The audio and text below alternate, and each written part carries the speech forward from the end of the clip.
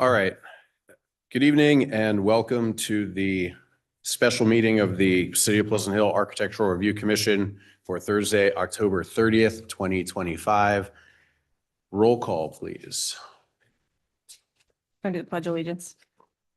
Yeah, I know. We'll do it after roll call. Okay, fine. Commissioner Brandis? Here. Commissioner Kapoor? Here. Commissioner Weir? Here. And Chair Nelson. Here, and now we will do the Pledge of Allegiance.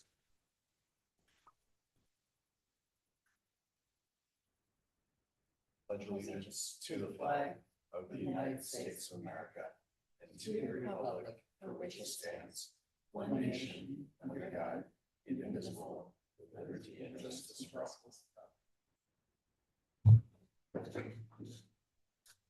All right. Next item on the agenda is public comment. This is an opportunity for any member of the public to address the Architectural Review Commission on an item, excuse me, that's under the commission's purview, but is not on tonight's agenda. So do we have anyone here who would like to address the commission on an item that isn't on the agenda tonight? All right. Seeing no one, we'll close public comment and move on to the minutes.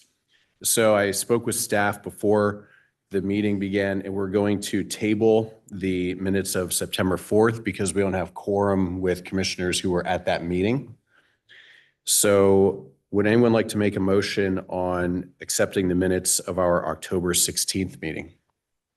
I'd like to make a motion to accept the minutes. I'll second it. Thank you. Commissioner Brandis? Yes. Commissioner Kapoor? Yes. Commissioner Weir? Yes. And Chair Nelson. Yes. Next item is 6.1, our first public hearing, application ENT 2025-0018, Gonsalves, single-family home, 204 Royal Oaks Place. And staff, do we have a report or a presentation? Yes, thank you, Chair Nelson.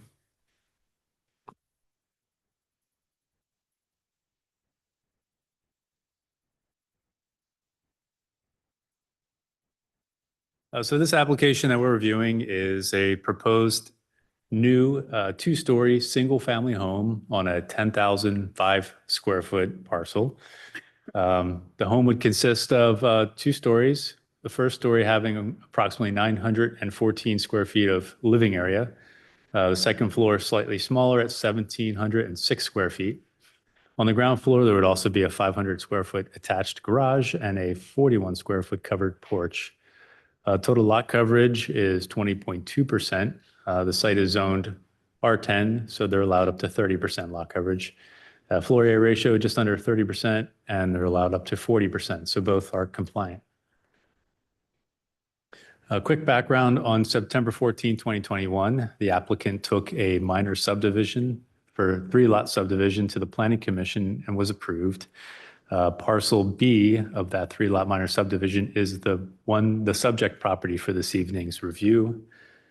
Again, on March 17, 2022, the applicant, Mr. Gonsalves, brought a new 2-story single-family home and was approved, and that has been constructed and finalized. It's on parcel A of the same subdivision, so immediately adjacent to the subject parcel.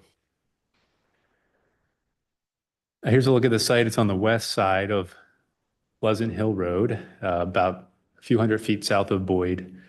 To the east of the site, across Pleasant Hill Road, is a recently developed Molino site with Molino Court. Here's a look at the parcel map that was approved, showing the 3 parcels, A being closest to Pleasant Hill Road, and B being in the middle, and C furthest west. On the site, there was also some improvements done, including a driveway that provides vehicular access to parcels B and C. So that is an easement that I colored in light blue. There's also some water line easements and drainage easement that are present on the site. So here's another look at the site with an aerial overlay. And this shows in bold golden outline the actual parcel boundaries for parcel B, the one that we're reviewing tonight. And here's another aerial shot looking from up top of Pleasant Hill Road, looking west into the site. And you can see the house that I noted was approved by the Architectural Review Commission several years ago and constructed. That house is there as it sits today.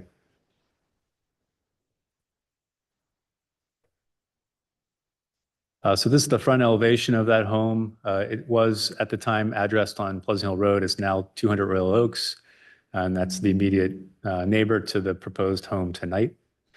Same applicant, same builder, as an FYI. Here's another shot of the project site looking back down the driveway. This is an older photo before the improvements were done, looking at one of the new homes on the Molino site. And just for context, I've included some pictures looking north of Pleasant Hill Road and south.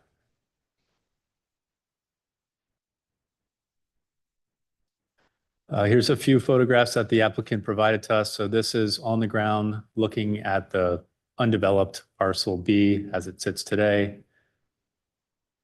Some of that, the utility infrastructure there that you see in that photo will need to be screened, and that's something that staff has provided in our conditions of approval.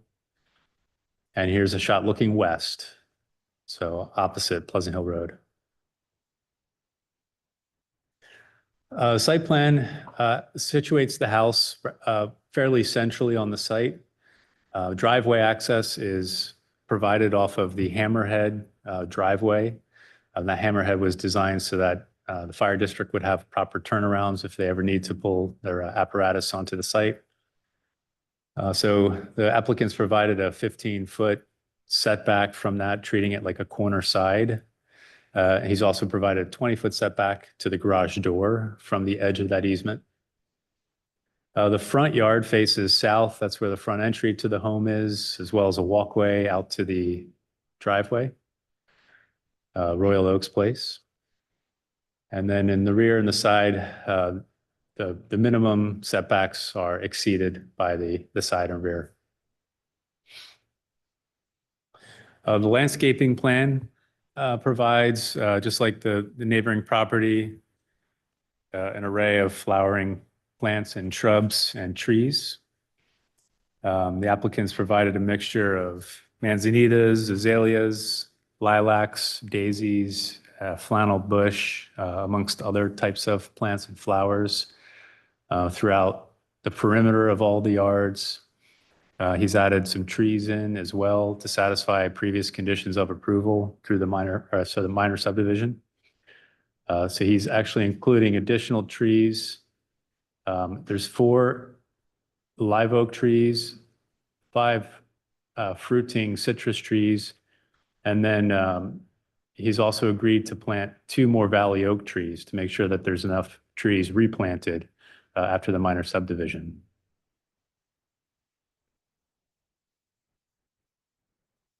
In reviewing the elevations, they do provide significant or adequate architectural detail, showing 2 gable ends over the bedroom windows on the 2nd story and a gable end over the entry to help break up that 2-story front facade. They've used a combination of different types of siding, including lap siding and shingle siding on the front elevation, as well as stepping down the roof and pushing back the elevation over the garage, and then on the western side of the home where the other upper bedroom is. There's also a belly band around the entire elevation, all 4 elevations of the home, similar to the neighboring property at 200 Royal Oaks Place. And the color scheme is simple, consisting of earth tone colors and a off-white color for the trim with an accent color to be applied just to the front doors, which is a pair of wood doors. And then finally, there'd be that alpine ledge stone veneer wrapping the base of the front elevation. On the side, you can still see the gable end roofs with the shingle siding under the gable on top of the lap siding and belly band. The light fixture is similar to light fixture used on the neighboring property, sort of a barn-style lantern light that's compliant with our objective design standards, requiring lights that face downward. For reference, here's the interior floor plans, this being the first floor plan and the second floor plan.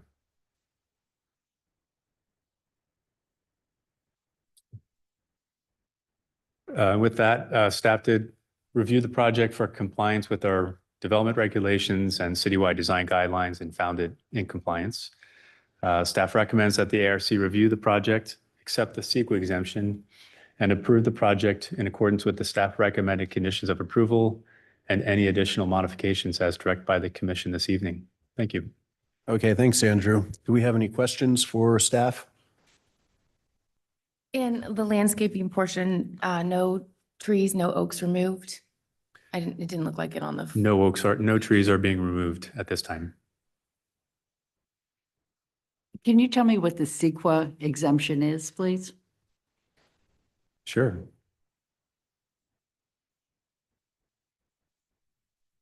It's exempted on, it's a class 3 exemption for new construction.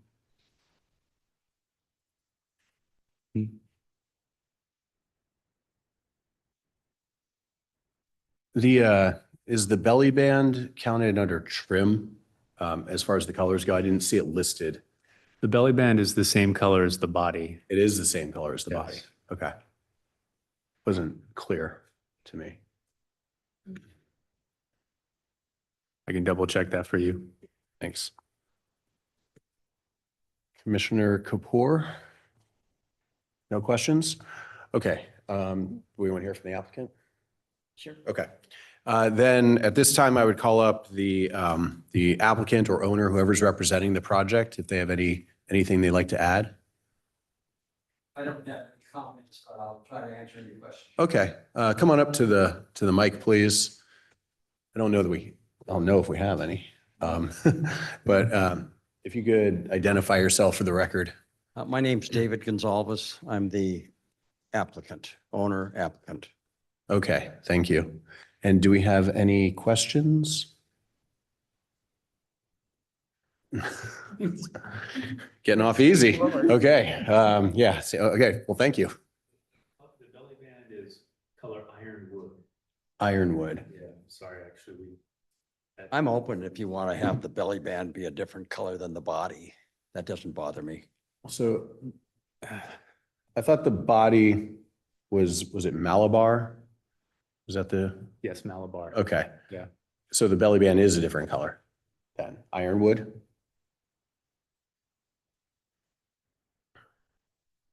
Or I could ask you. Yeah, I'm trying to find a sample. Can I make a comment? Oh, I work with I'm one of the owners of record as well. okay, sure. The belly band will be consistent with the body color of the siding, Okay, so as shown on the drawing there. as shown on the. Okay. Okay, thank you. So it seems like we have no questions for you. Okay, thank you. Thank you. All right, this is a public hearing, so is there anyone present who would like to speak on this item? This is the new home at 204 Royal Oaks Place. Okay, we have someone who's indicated that, yes, you have to come front and center. And also, there's a speaker card. If you can fill it out afterwards, but please identify yourself for the record, and you have 3 minutes. Oh, I won't take that long. My Okay. name's Teal Dedziak. I'm a neighbor on the parallel lane on Pleasant Hill Road where Royal Oaks goes. I'm the new neighbor in the back. The back home sold. I would just ask you to speak kind of this way and into the mic because it's being recorded. Gotcha. Okay. My name's Teal Dudziak. I'm a homeowner on the lane parallel to Royal Oaks. This past year, we purchased the home in the very back of that lane. First of all, I've heard from the neighbors on our lane that you were a very pleasant owners to deal with during the construction of the first home on that lane. So thank you. This is a very large home. It's over 3,000 square feet. And I'm just concerned about privacy. All of a sudden, this lane that we're on is going to have another home kind of looking into us. I'm not requesting anything, but more so I know that with the first home, there was a fence put up, which was very helpful. The 2 homes in front of us, we're really grateful for that. And I was just wondering if there is any other discussion about privacy for the second 2-story home that will again look down on our homes. Okay, thanks. We'll discuss it after. Thank you.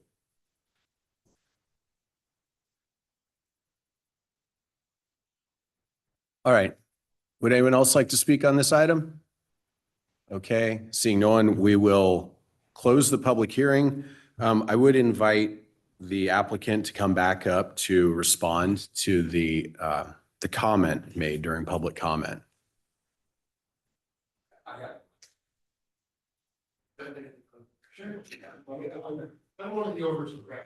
Yeah, if you would just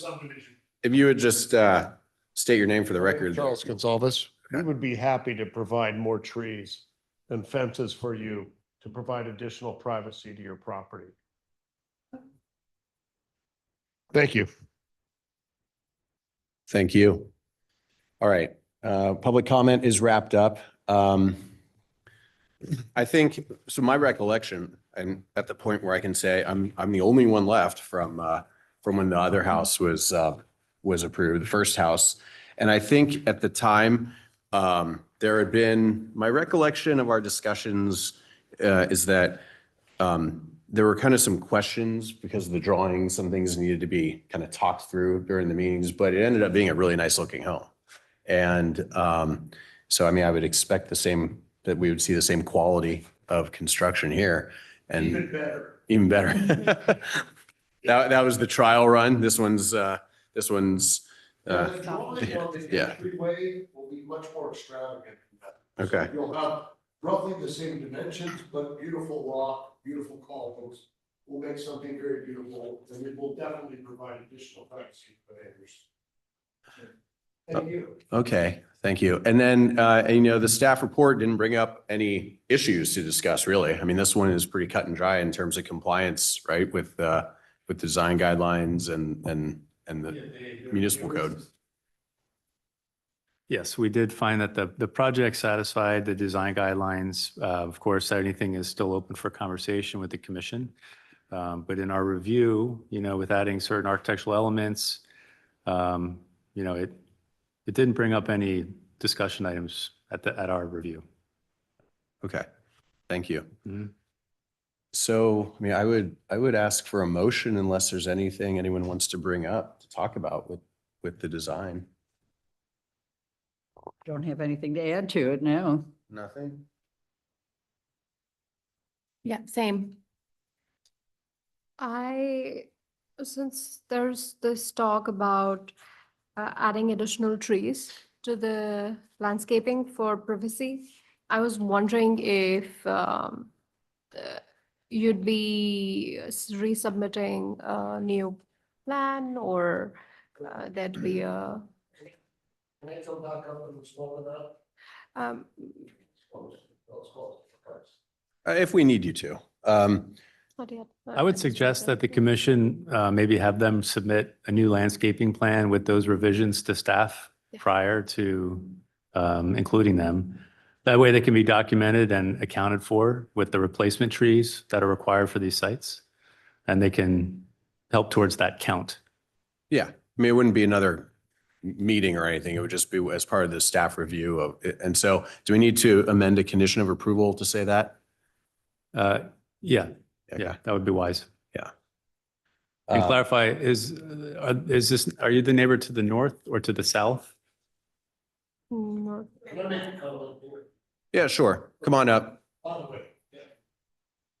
Let me make a comment. This neighbor is not the one directly across the street. It's the one at the furthest point down.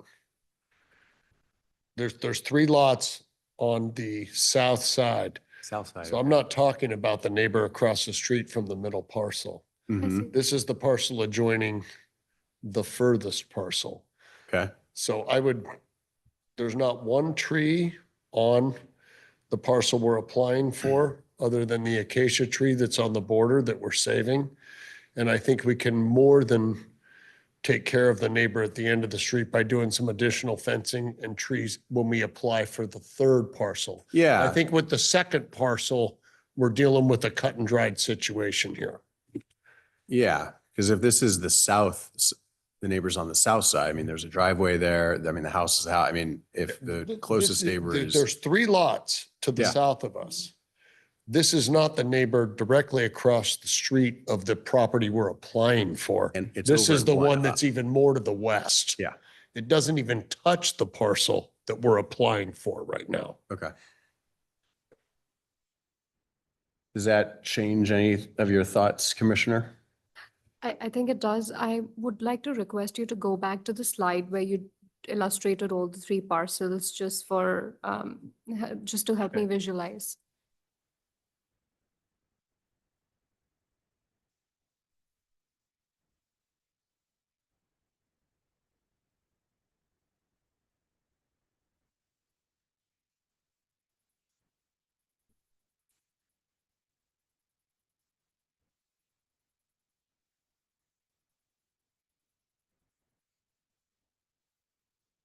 Can we?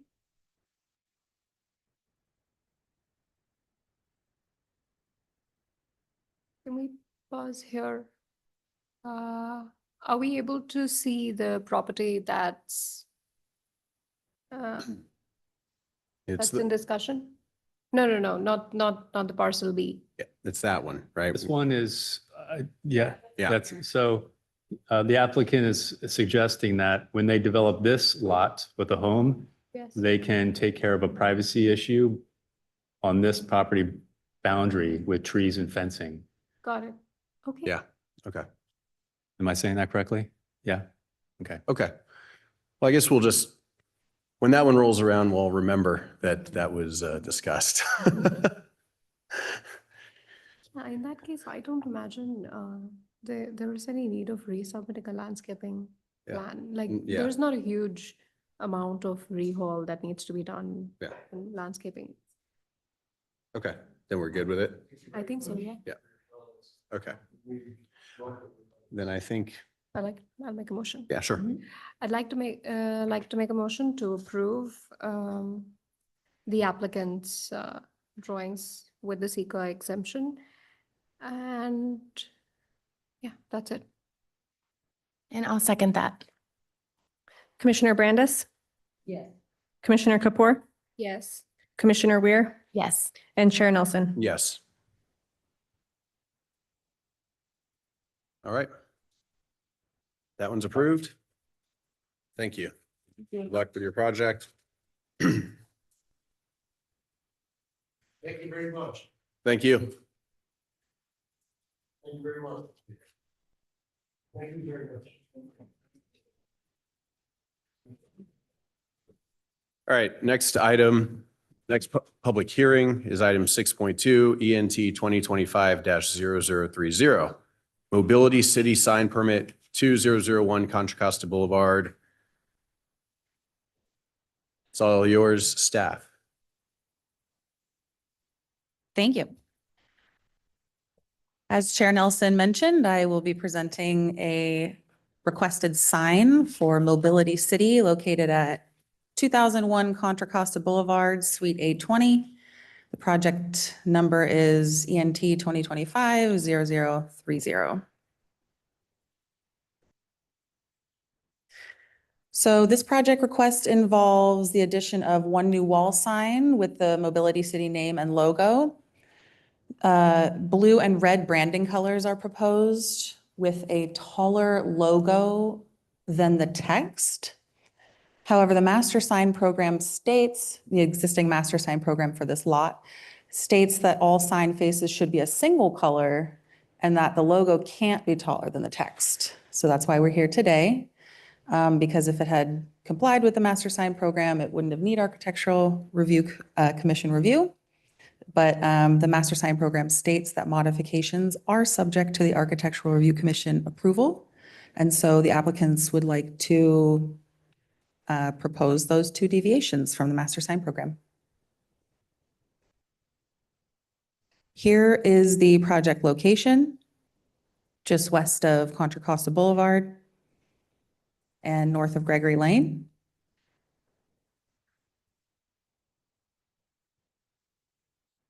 Here's a closer aerial shot. That red arrow points to where the sign would be located. It's on the lower portion of an existing awning.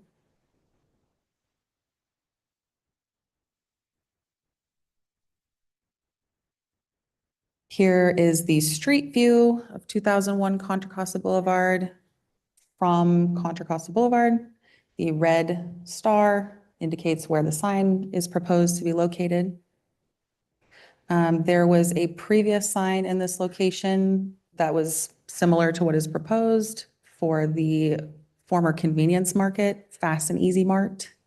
On the next slide, you'll see the holes from the previous sign that were on that same location. On the left side where it's empty, there were previous tenants in the past that have had signs there, but the whole frontage has been empty of signs for several years, it appears. And going back, Three Brothers from China restaurant on the right-hand side is permanently closed, but is currently undergoing some tenant improvements. So they may improve their sign at some point as well. Adjacent properties, 2001 Contra Costa Boulevard. It's in the same parking lot, Calico Corners interior design store. So they all fell under the same previous master sign program, which is why the existing signs look as they do now. This is the proposed wall sign for Mobility City. It complies with the other size requirements, relating to the width of the storefront. Thank you. We have some colors and materials here if you would like to take a look that the sign company has provided. Oh, thank you, Haley. Apologies. Closer look at the bottom here of the dimensions. 16.5 feet long by 2 feet tall. And as you can see, that logo is a bit taller than the text. I would also like to point out that it does comply with the overall size requirements that the master sign program states and our general municipal code. It complies with size as well for that. I thought I had a picture of where the previous sign was, but I'm not sure if you guys can notice, but underneath the proposed sign, you can see the holes from where the existing sign was. There's an existing panel behind that awning that they would be reusing and putting their new sign in. So using same materials for the mounting area. Here is a sign detail, which also includes some of those colors and materials. The panel will be aluminum backed. There will be white acrylic faces with an applied translucent vinyl layer, which should hopefully reduce some of the light intensity from the sign. And LED lights would be used as the light source. And it would be attached to an existing remote mounted transformer box that's already there. The proposed sign complies with our design guidelines as stated on this slide.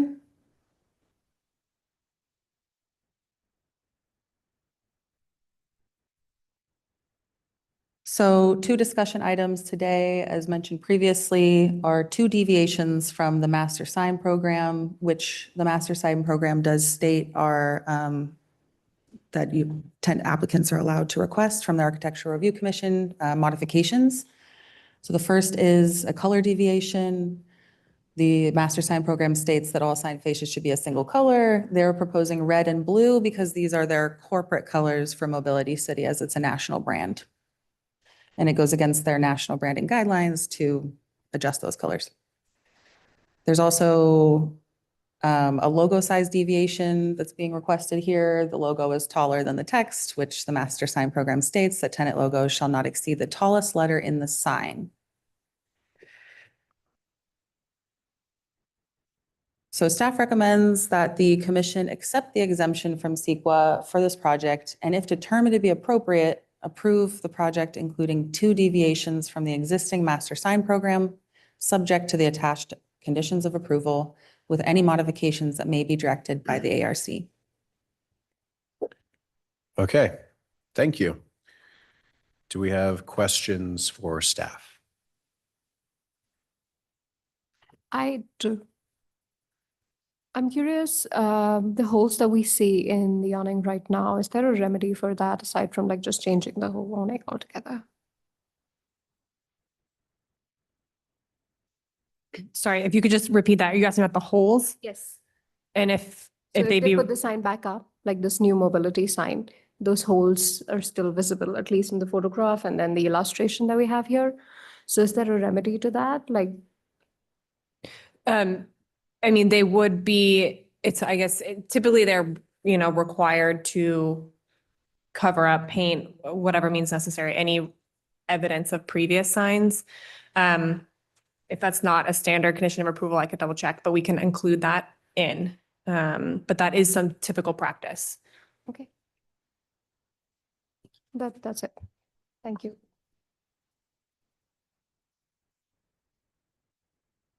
So the master requirements want just a single color, but is it up to the tenant what color they use so that everyone can use a different color?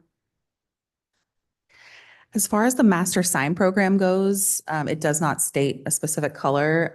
It also doesn't state whether it's up to the individual tenant. It would be between them and their landlord. So I'm not sure if it's stated in their lease, but it's not stated in the master sign program. Thank you.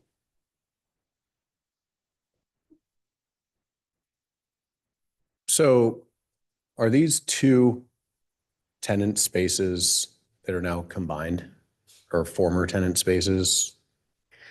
From my research, it appears that the Fast and Easy Mart that existed there before was operating in both spaces already. Yeah. I wonder even before that, because what I'm thinking is if those were 2 tenant spaces, I mean, you could have 2 signs and one could be red on the left and blue on the right and like, who cares, right? I mean, Right. it would effectively, it would be the same look, and now that, so that's why I was asking about that. Sure.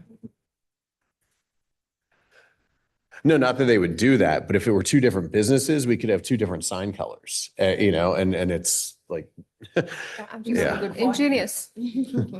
Just adding to that last question, the landlord signed off on this application. So if, yeah, they've signed this application as per our requirements.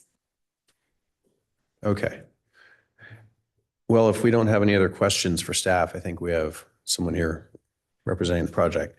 Would you like to come up and speak at all about the project? You don't have to. If staff said everything that needs to be said, that's also fine. Yeah, you can present your company. And say your name, please, for the record. I'm Jay Shah, and I'm one of the partners. We already have a store in Milpitas, and every county we are opening 1 store. So we are part of a bigger franchisee. And for Contra Costa, we found Pleasant Hill as one very nice place too. These are new surprises, but we'll get through. We are total 65 stores in US as a franchisee. And as owners, partners, we are at this 2nd store. And we are looking at a much bigger goal here to we are not online. We are a brick and mortar store, and we just want to do something for the community. We are changing our course of, we all come from software background. We have our past there, but still we want to have something on the ground and people can come and look and feel and then buy. So that's where we want to be part of the community. So thank you. Wonderful. Thank you. Do we have any questions? Yes, so this sign that you're proposing is from the franchise Yes. company of what their Yes, requirements yes, are. That's what we are. Okay, thank you. I have one more question for you. Have you looked into scaling down the size of your logo to match the text? So this has been consistent all through. I see. So But is it a part of branding or because, it's been consistently happening, you want it to continue? this has been for the 64 stores. So the 65th Okay. store, we want to keep it. Yeah. Okay, thank you. Thank you. Okay, thank you. All right, this is a public hearing, so I'll ask, is there anyone else in the audience who would like to speak on this project? Okay, come on up.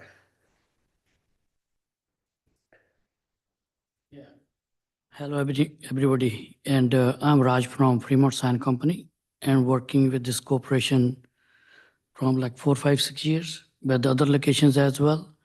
The most common thing they have the color combination because of is veteran and USA flag colors.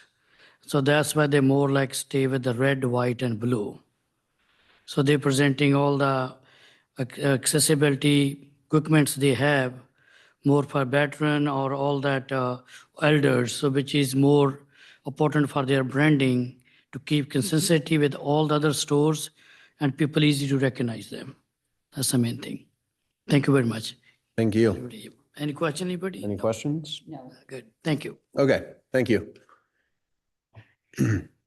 Well, there's no one else here, so I'll go ahead and close the public hearing and bring it back to the commission for discussion. Anyone? I think my primary comment is just around the holes as well, just making sure we call out that those are patched up, the holes on the racetrack, I believe. Otherwise, I have no problem with the national branding for brand recognition on the deviation or the height of the logo. Okay, I feel fine with it also. I don't have any objections to it. Same. okay. Well, I think we're unanimous. Okay, I'd like to make a motion to accept the applicant's request for exemption on the color of the text as well as the size of the logo in the interest of uniformity, and add that we finish the surface for the signage to be filled up and painted. And that's it. I'll second it. Commissioner Brandis, Yes. Commissioner Kapoor, Yes. Commissioner Weir, Yes. Chair Nelson. Yes. All right, thank you. Good luck. That's Good luck. been for a while. Yeah. Good luck, you too. Thank you.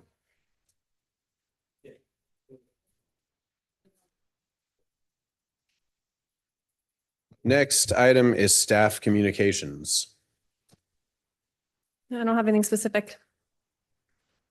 All right. No meeting next week, correct? No meeting next week. Okay. The cancellation will go out tomorrow. Okay. The official cancellation. So then, I believe it's November 20th. 20th of November. I Which- can tell you I will not be here. That is a week before, it's the Thursday before Thanksgiving. No. No, no. As much as we've advocated for meetings on Thanksgiving, we keep getting turned down. City provides the turkey. I have a question just about, kind of that last item. These master sign programs, some of them are, I'm imagining 30, 40 years old. So, and now that Three Brothers from China has gone out of business, I'm curious, I mean, I imagine it's just the owner, you know, if they would want to come in and update the sign program, it would make sense instead of people coming in one by one. Just seems that so many years have passed with some of these that just design preferences change, you know, in terms of Is it the what's same- acceptable or what the community is willing Yeah. to accept. So maybe if there's ever communication with, you know, some of these management companies or owners, like just remind them, hey, you know, if you have an old sign program, it might be worth taking a look at, just so that we don't have them coming in individually. As a city, do we ever review those or like bring them up every 5 years or go reach out to landlords or ownership?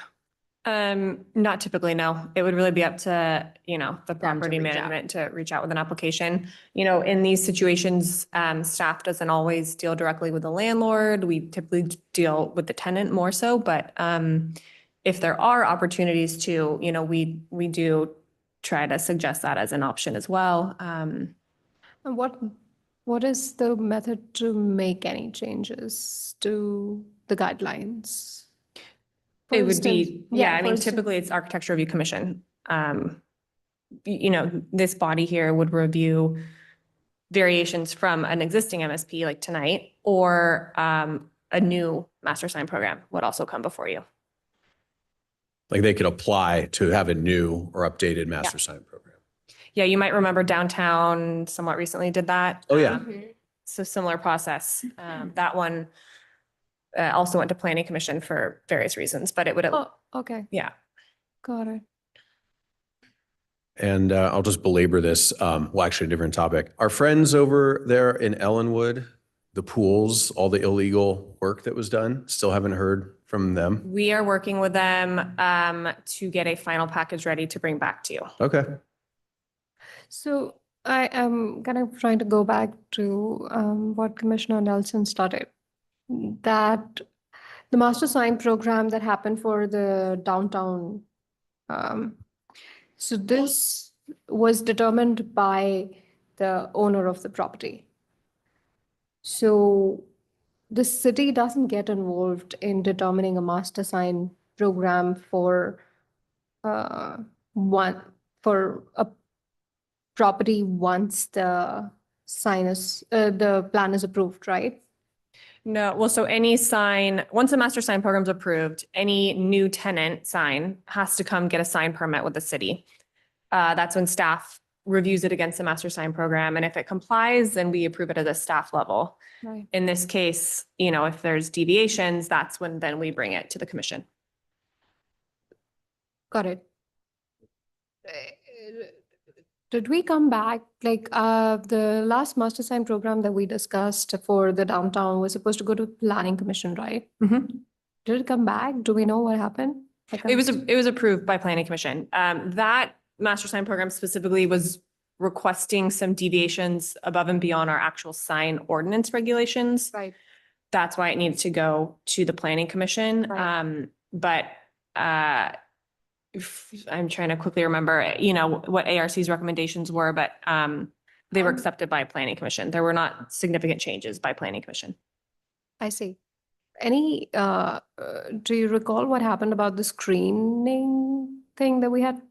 Like, privacy the screen? privacy Yep. screen? There was a provision put in the master sign program specifically for personal improvement, personal service uses, personal improvement service uses, allowing those types of uses to have additional screening, not But what signage, kind? but additional privacy screening, What kind? like an opaque screen on their window. It was very clear that it couldn't be any sort of signage, but they can have whether it's a film or a covering applied to their window just for those uses. Any other use though was not granted that additional privacy screen. And this use would be determined by the owner or? No, it's any sort of personal service use that falls under our land use table in our ordinance. So that would be, staff would review the use and then determine if it met the requirement for additional screening. Got it. Okay, thanks. All right, well, then, upcoming projects and future meetings, we've kind of meshed all these things Yeah. together. Okay, so next week's meeting is canceled and we may have a meeting on the 20th. Yep. All right, then I guess with that, we will adjourn.